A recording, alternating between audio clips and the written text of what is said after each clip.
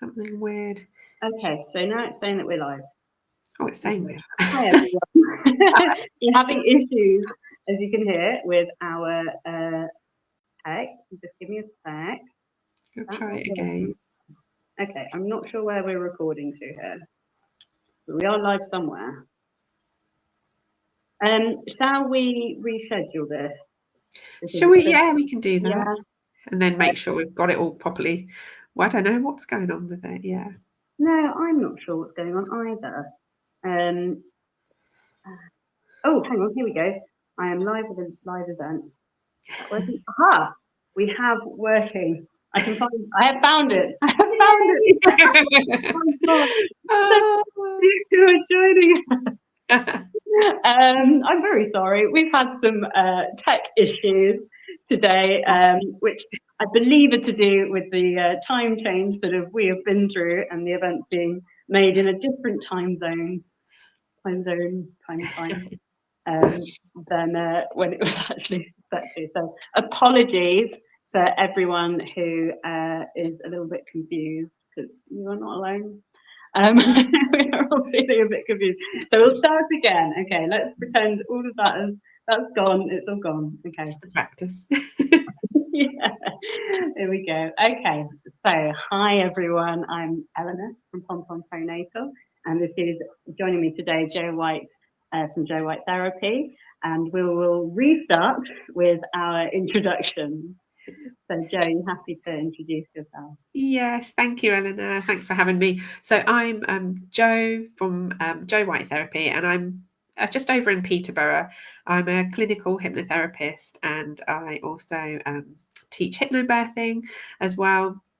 And I used to be a teacher, and then I left and retrained, and now I really focus on sort of maternal mental health, and trauma is sort of a big sort of interest of mine. So that's what we sort of do a lot of when I see clients in the clinic. Fantastic, thank you. And I'm obviously Eleanor from Perinatal. I teach pregnancy and postnatal yoga in the Huntingdonshire area, and I also run the, and I'm going to get it wrong now because I got it right in it was Pregnant and New Mums Wellbeing Space Huntingdonshire. Two times in a row, hooray. Okay, so we'll start with a couple of questions that we've had. So firstly, how common are mental health challenges throughout pregnancy and the postnatal year? Yeah, I think they're more common than we think, because we are starting to talk about it more. But the pregnancy side of things, people don't often think about having anxiety or depression in pregnancy. They think it's this blissfully happy time, and you're looking forward. But actually, it can be a time of quite a strong sort of anxiety, and it can be a time where you might fall into depression as well. So just over 10%, about 13% of people will experience those challenges during pregnancy. And then postnatally, we do talk about sort of postnatal depression, don't we? And so we're getting to know a bit more about that. But also postnatal anxiety is quite common. And then we have traumatic sort of birth experiences, OCD, and then postpartum psychosis, that sort of thing, is much less common, but we sort of still need to know about the signs, so it's still important. But around 15% of people will have some sort of challenge, sort of anxiety, depression sort of type mental health challenge after their baby's been born. But we were talking earlier about how we think that's actually quite a small amount of the real statistic, because there are so many people who aren't going to get the help and support they need, or they may be coming to someone like me privately rather than actually going to their doctor or GP, or they've been to their doctor and GP and not quite got what they needed, so it's maybe not been registered. So yeah, potentially it's more than 15%, but that's the official sort of statistic, and around 5% with PTSD and trauma. And there's also, you might have a birth experience that's quite stressful and not have PTSD, but still need a bit of support afterwards. So there's that sort of edge of everything as well, where it's not quite tipping over into a clinical diagnosis. Yeah, there's an awful lot of variety, I guess. So much. I mean, the experiences in themselves, just every pregnancy, every birth, every postnatal year is just so different, and everyone has such different challenges, whether it's from having had prior mental health issues to all of the huge changes that kind of affect relationships and everything else, finances. Yeah. It is a lot to take on. So it's kind of no wonder that you see so many different things that come out of it, I guess. Because there's so many different experiences going into the person, if that makes sense. Every facet of your life is sort of impacted, isn't it, by one of these sort of major changes. And we're not, I don't know, we're not generally, human beings aren't sort of excited and joyous about change. Generally, our brains are like, oh, change, that's a little bit dangerous. So it can be a real challenge, like you say, even changing in a relationship or changing your day-to-day routine, that can be a challenge. Just fitting another person into it and adapting your coping strategies. Things might not have, you might have used them before and now you can't. So many different aspects of it that can make things a little bit tricky. Absolutely. And I don't know if you really see this side of it, because I know that obviously you are, the people that you see, other people that have reached out. But I was just kind of wondering if you'd heard or if you knew or come across kind of the reasons why people might not reach out when they're experiencing some of these issues. Yeah, and I think there's still a little bit of stigma around, wanting to be the perfect mother and wanting to be the perfect parent, and feeling like there's a sense of, oh, if I'm not coping or if I'm feeling unwell, then I'm sort of a failure. It's my failure, but it's not. We know that's not the case. And there are still people who are scared that if they say they've got anxiety or depression or PTSD or trauma, then they're going to be referred to social services. It's that classic, oh, what if they take my baby away from me? And actually, if you're going for help, that's a fantastic sign, because it shows that you are trying to get well and trying to be well, and you care about yourself and your baby and your family, and that's really, really good. But there are definitely still those barriers to accessing support. And even, sometimes I run a similar group to you in Peterman. Sometimes we've had people say, oh, I've been for like a chat with the doctor or the checks that you go for, the routine checks, and mentioned that I'm not feeling great or mentioned that I'm a bit anxious, and they've sort of been brushed off. And it's that trying to tell someone and then people saying, oh, it's just you're a first time mum, or it's just mum worries, you're keep going, you're going to be fine. And it's sort of that quite often stops people from reaching out for further support, because they just think, oh, everyone's going through this, I need to just knuckle down and get through it. And actually, not everyone is going through, for some people it's easier, for some people it's more difficult. And if you feel like you need support, then try and find that support and keep asking. If the first person tells you, you just need to carry on. Yeah, I think that's so brutal, because I definitely experienced that myself. I went through quite a tricky journey, and I can remember just kind of not even talking specifically about mental health. It was around the sleep issues that we were having. And, obviously this is something that affects a lot of women, that you give birth and then your baby doesn't seem to sleep. And you're just there like, well, when are we going to sleep? And this is kind of, yeah. And this is this is a massive shock to the system. And for us, it was just like panic, like we literally don't know what to do in this situation, and just kind of talking to the health visitor and being like, well, what do we do? And they would just be like, oh, it's very normal.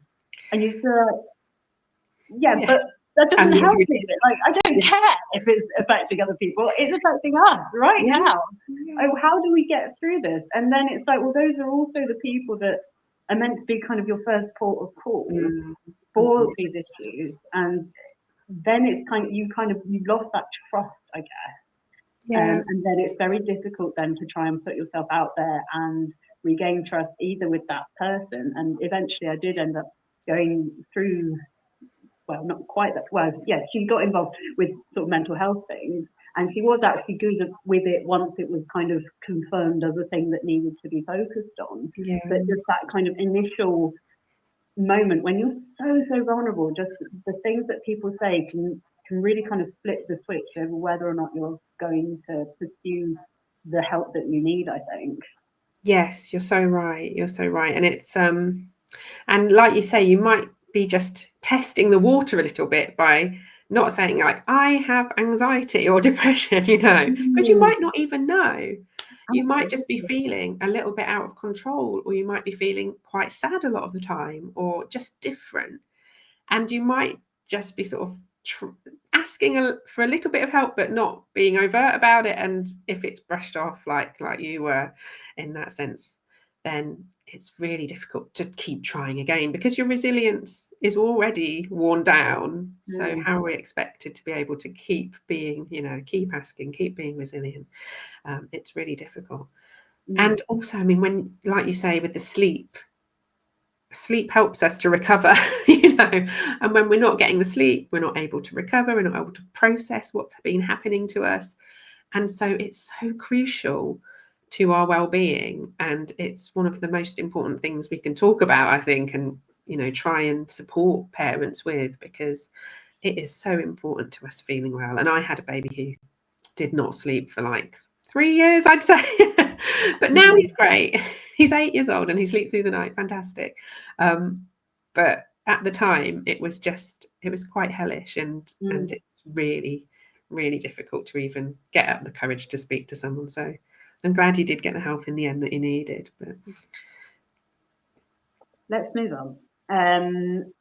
So we've talked a lot about all these different things that people can be suffering with. Can we talk a little bit? I know this is a very big topic, so maybe if we just kind of talk about some of the more common mental health issues that people can suffer with, and kind of understand a little bit more about them and what you might want to look out for, to make sure, figure out whether or not you have them, I guess.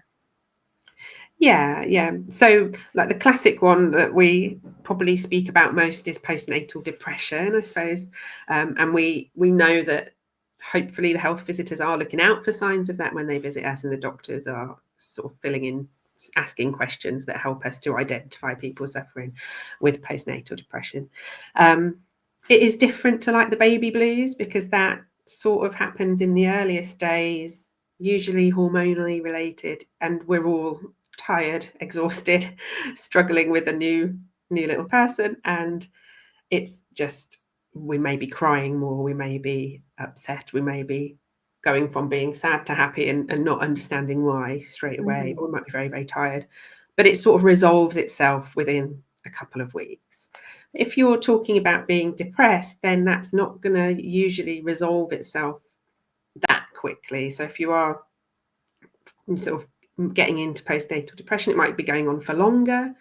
You might be finding yourself lacking motivation or lacking a bond with your baby, not wanting to engage in normal day-to-day activities that might feel too hard, and it will start to impact your day-to-day life. So if it's having an impact on you being able to get up and do things, sort things out that need sorting out, engaging with other people, if it's stopping you from making connections with other people, then it's something to get checked out and go and speak to your GP, your health visitor, your midwife. Keep speaking to people if they're not sort of listening the first time round, because there will be someone who will listen eventually. Hopefully you'll get someone who listens straight away. That's really good.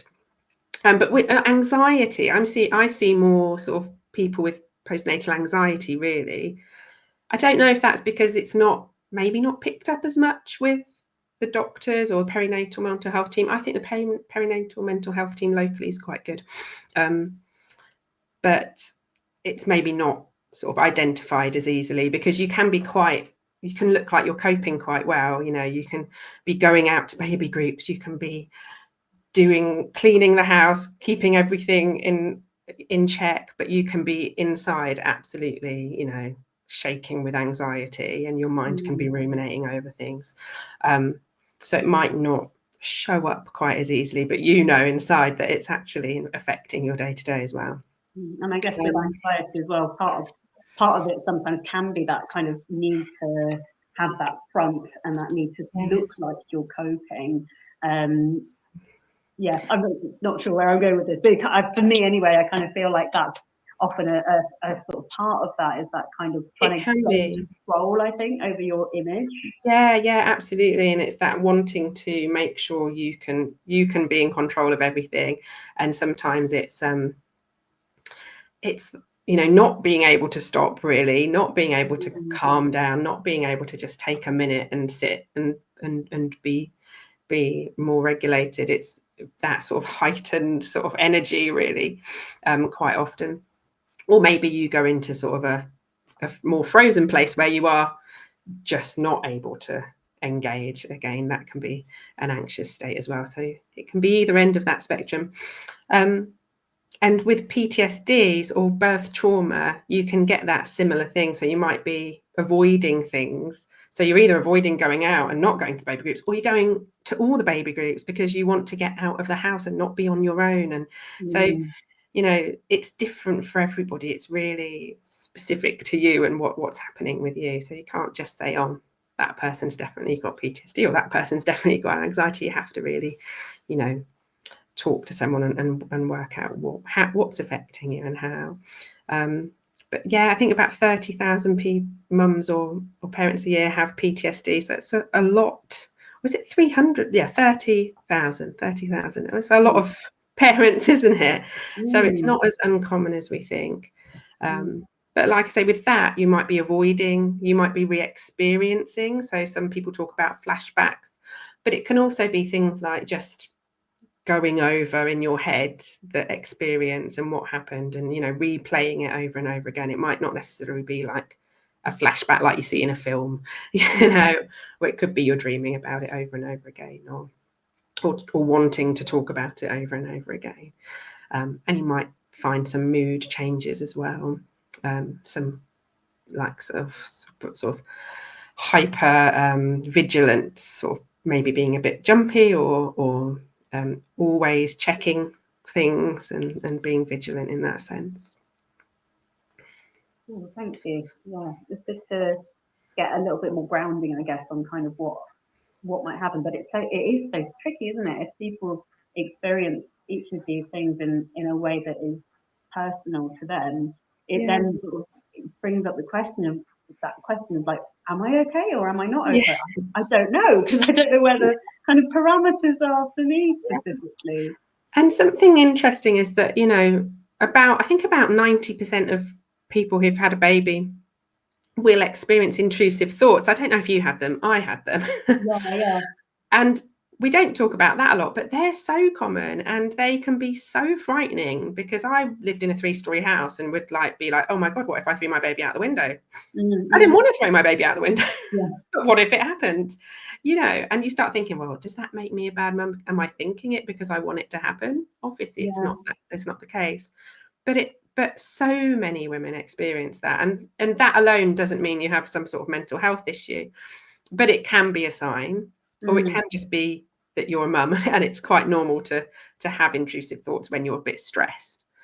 So again, you putting all the puzzle pieces together takes a little while. But if you're feeling unwell and yourself, this isn't normal for you, then just go and chat to somebody, talk to someone.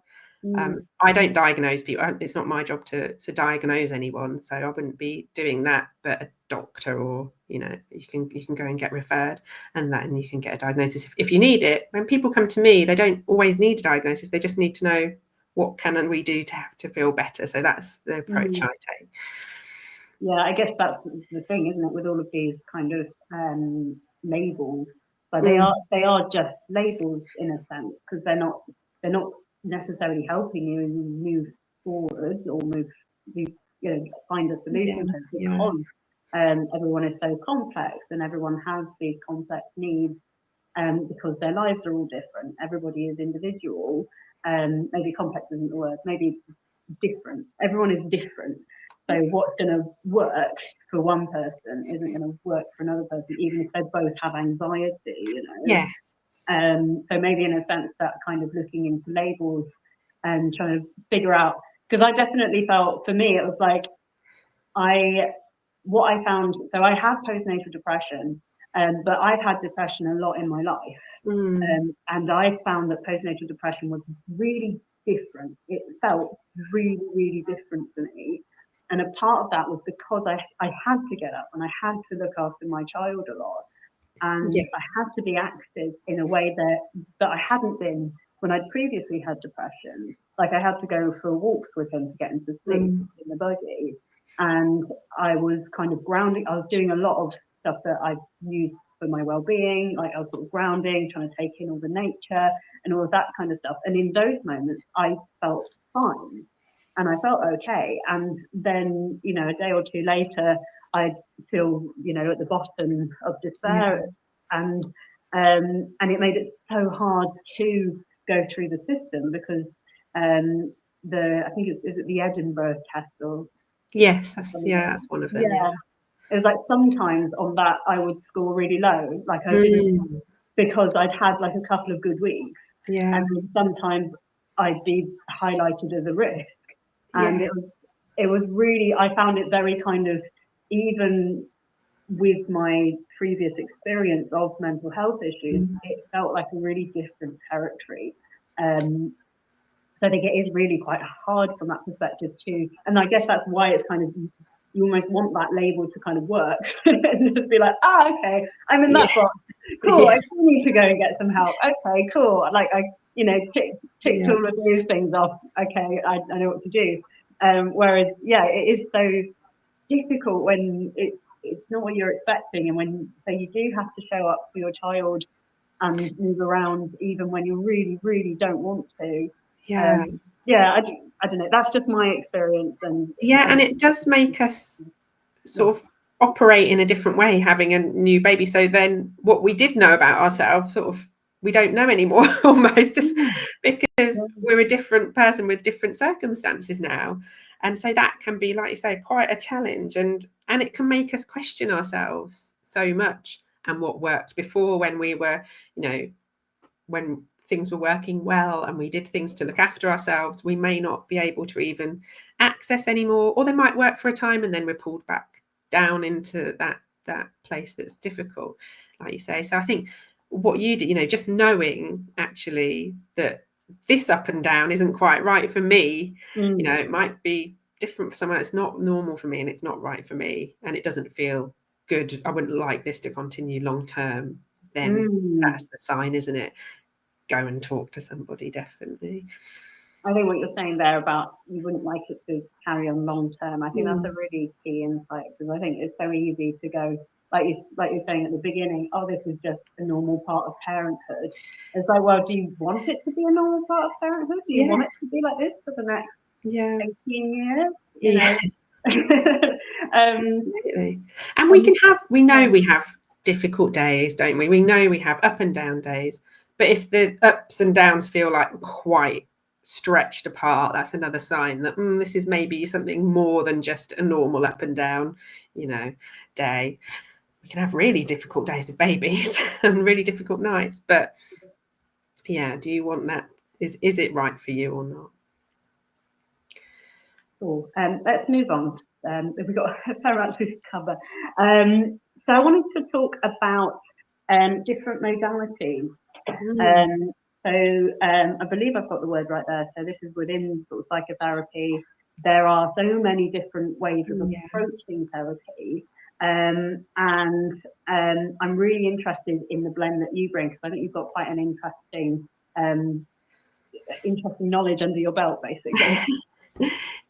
So I think the standard sort of approach is if you go through your GP, you probably be offered, if it's anxiety, depression sort of thing, you'd probably be offered CBT, and that's what a lot of people are very aware of, what CBT is and how it might work. It's a talk therapy, and we use sort of elements of CBT in hypnotherapy. My therapy is solution focused, so it's not counselling where you come and sort of offload. Sometimes people need to go to counselling before they come to me because they need to spend that time talking about the problem.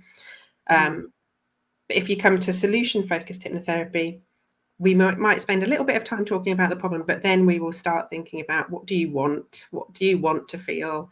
What do you want your future to look like? And how can we get you there? And what things are going to help you in the day-to-day to get you there, to take those little tiny small steps until you're feeling better. And it's not a great business model because it's, we want you to get well as quickly as possible and sort of we'll see you, you're done. Lots of therapies are like, you go to, you hear celebrities, don't you, going to therapy for years and years and years. But we want you to sort of be better within sort of 6, 12, 18 weeks with hypnotherapy. It doesn't mean you can't come back if something tricky happens in your life and you need that bit of support. But we do want you to be able to feel well, take control of your own life and have the sort of strategies in place that can help you sort of take on hurdles that come at you, because we all know they will. We're not ironing out life. It's going to throw stuff at us all the time. So we want to be able to deal with that. So that's the solution focused approach. And we do, we focus on good things. We focus on what's going well. And we focus on you realizing that you have the resources that you need to be as well as you can be. And then if I'm working with someone who's got sort of trauma or traumatic experiences that they want to work through, that is when I use Rewind, which is still sort of part of the hypnotherapy sort of umbrella, but it's a really gentle way of processing traumatic memories and being able to move a memory from sort of, if you're traumatized by a memory, it's still playing out almost day to day as if it's happening now, and we want to move it into sort of a memory, a narrative place where you can go and reach for the memory when you want to. You can be in control of when you get that memory out and have a look at it, rather than it's coming up in Sainsbury's and it's coming up in the school playground or, in a baby group, because they're not places where you necessarily want to get that memory out and start looking at it. You want to be in control of where you access that memory, and it's not in control of you. So we don't sort of delete any memories or forget anything, but we just make it a memory that you can go back and look at and sort of take away that excess emotion around it sometimes that can play out day to day. So yeah, Rewind and hypnotherapy are the two sort of modalities I use really. You did mention somatic therapies before when you emailed me, and I'm not a somatic therapist, but I've done a little bit of training. So we sometimes work with the body, which I know you've probably got loads of experience with. And, I have clients that come and they have read every self-help book and they're so aware and they're so clued up on what's going on, but they feel still, unable to cope. And so we often switch things around. And instead of me trying to teach them stuff about their brain, we're just trying to think about the body a bit. And how do you feel safe? What makes you feel safe? Where do you feel safe? What is your body doing when it feels safe? And how can we do a bit more of that and trying to find safety in that way? And people talk, don't they, about, going to yoga, and it's when they've done a certain pose on the mat that everything sort of, the emotion is allowed to come, or they suddenly feel a rush of understanding. And I think being in the body can really allow us to process things as well. So movement is so powerful, isn't it? Absolutely. Yeah. And I think a lot of people spend so much of their time in their head. And one thing that I found, I also have a past of anxiety. So what I found with anxiety, and this might just be kind of the approaches that I have come across with it, is a lot of it has been about trying to just get you out of those spiraling thoughts and those thought patterns that are anxious.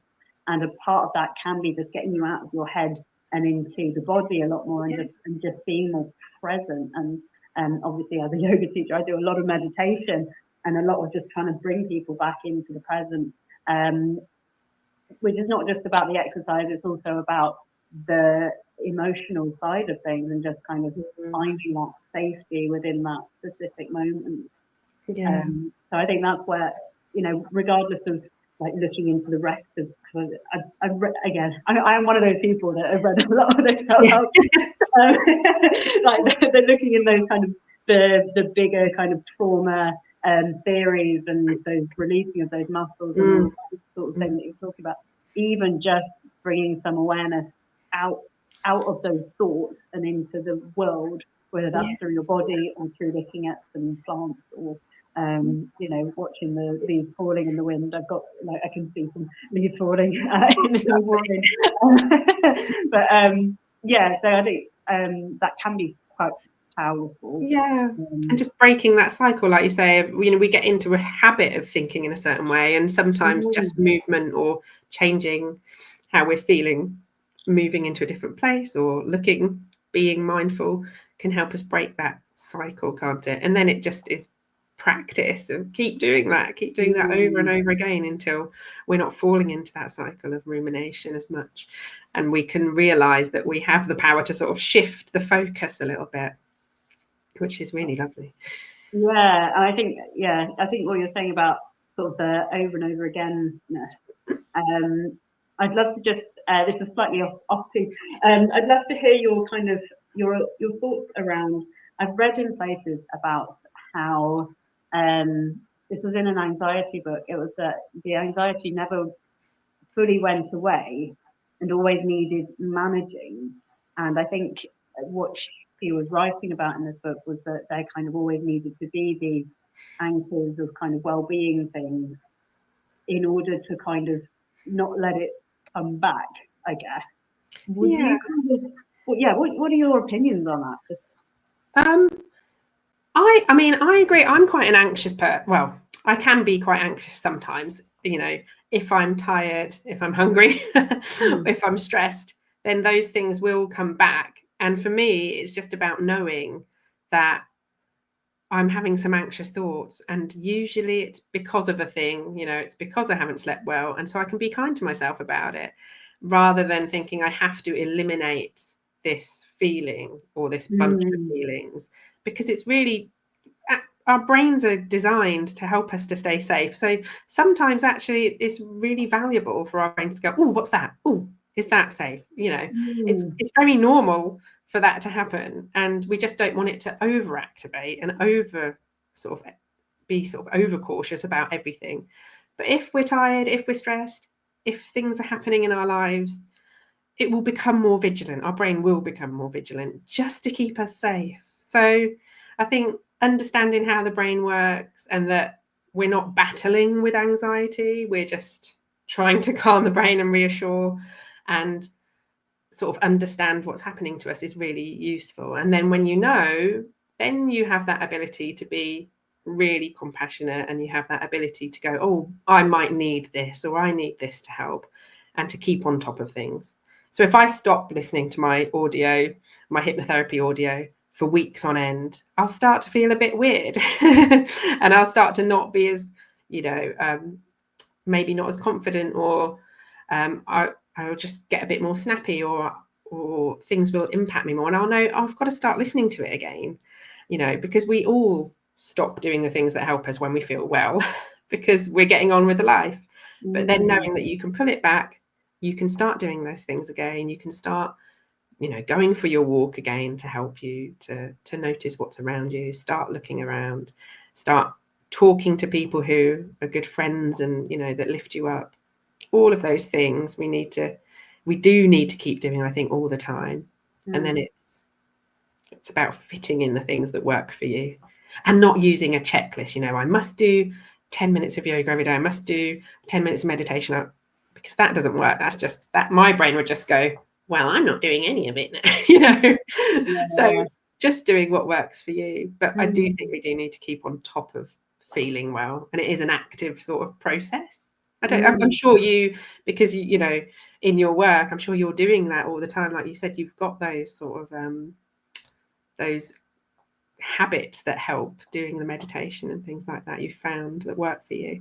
Well, I definitely find being like going into yoga and becoming a yoga teacher, a big part of it was that I needed to kind of look after myself and find a way of kind of baking it in, because I found it like going for a buggy walk, like I kind of had to do anyway, or going to the shop, taking him in the buggy, and I could just like look at the world around me. But yeah, just making sure that for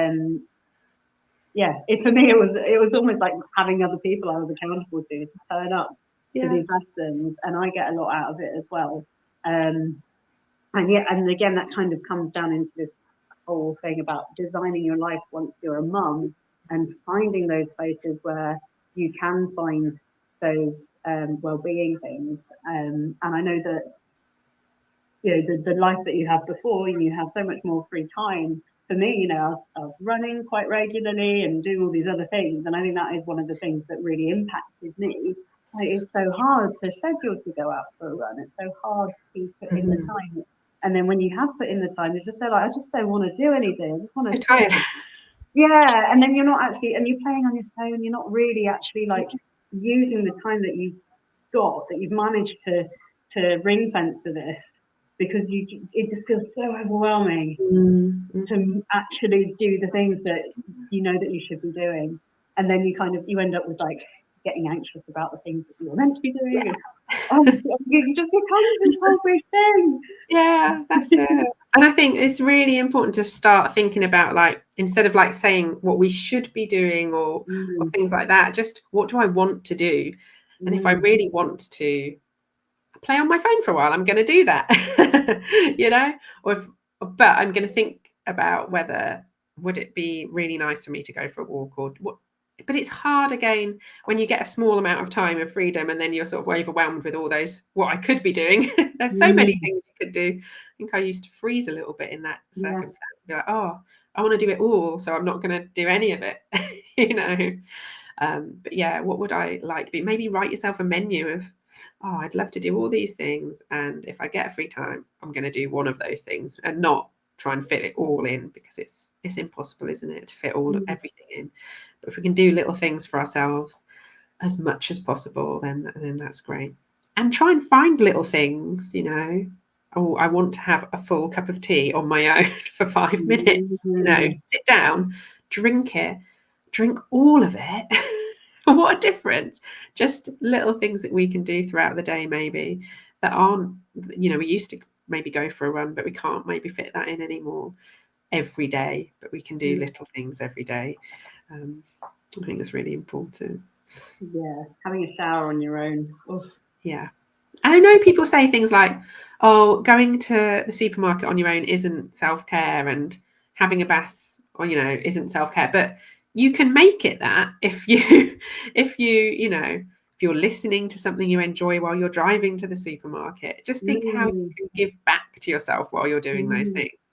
Yes, if you're just going through the motions of having a shower, it's kind of mechanical. But if you're having a shower and you're actually, sometimes I get people to visualize, because we give so much in as mothers, but who gives back to us? Sometimes we feel taken from a lot of the time, don't we? And even if you're having a shower, take from the shower. It sounds really weird, but let it give you the warmth, let it give you that soothing feeling, and feel that sense of, oh, I'm being looked after by this lovely flowing water. Even that sort of sense of taking and being able to be given to can just be a nice thing when you have a shower. That's really simple thing. Absolutely. I'm aware of time. We've obviously gone over, but we kind of started late, so I wasn't really sure on timing. We will wrap up now. Thank you so much, Jo. Can you tell us again what it is that you offer, so that people know how people can get in touch with you to find out more? Oh no, you're frozen. Oh, yeah. Got a little circle on my. Oh, am I back? Oh, come back. Just the last few minutes. Come on back. Please let us get through this. So I offer clinical hypnotherapy in Peterborough or online, but I specialise in sort of if you are anxious, or you have trauma, or you've had a difficult experience, or phobias, that sort of thing. You can come and see me and we can talk through. I have a free sort of initial consultation where we can work out what's going to work for you and what will be best for you. And you can find me at www.jowhitetherapy.com, or on Instagram and Facebook. I'm all over that as well. Awesome. Well, thank you so much, Jo. Thanks so much for bearing with all of our Oh, techniques no. today. It's One lovely of to those talk to days. you, Eleanor.